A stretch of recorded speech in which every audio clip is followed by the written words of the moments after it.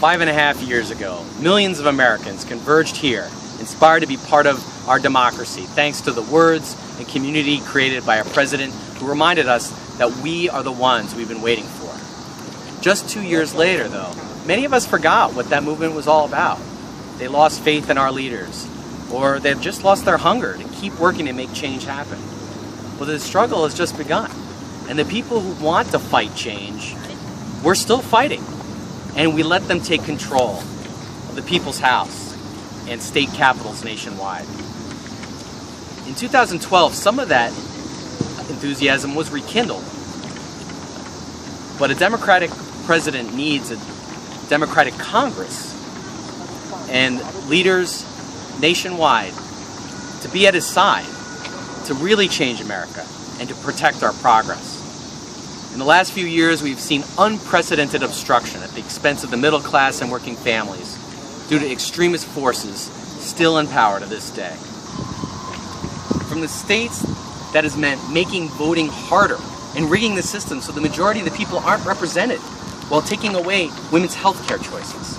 In Washington, that means cutting funding to critical programs and local governments, which cost our economy over 500,000 jobs, while trying to slow down Wall Street reforms that are preventing another Great Recession.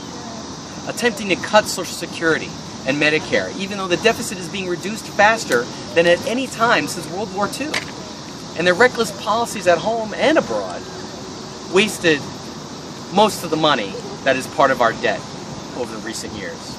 Blocking investments in the jobs of the future, including renewable energy solutions that have developed companies like Tesla Motors, blocking student loan reform and making it harder for young Americans to create businesses and compete for the jobs of the future, blocking a living wage for people who have jobs but still live in poverty while companies make record profits, blocking immigration reform that would help our economy.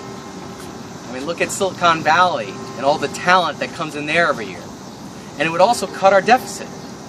And even blocking presidential appointments of routine nominees, like the Surgeon General, and closing the government at the cost of $22 billion in taxpayer dollars because they don't like a law that's already on the books that is now helping over 10 million people get affordable health care and is ensuring that all of us get legally protected and better coverage.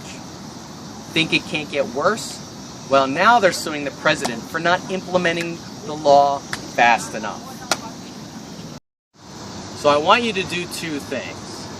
It's time for you to get up and go to the voting booth and say, I'm hopeful as hell and I'm not going to take GOP BS anymore.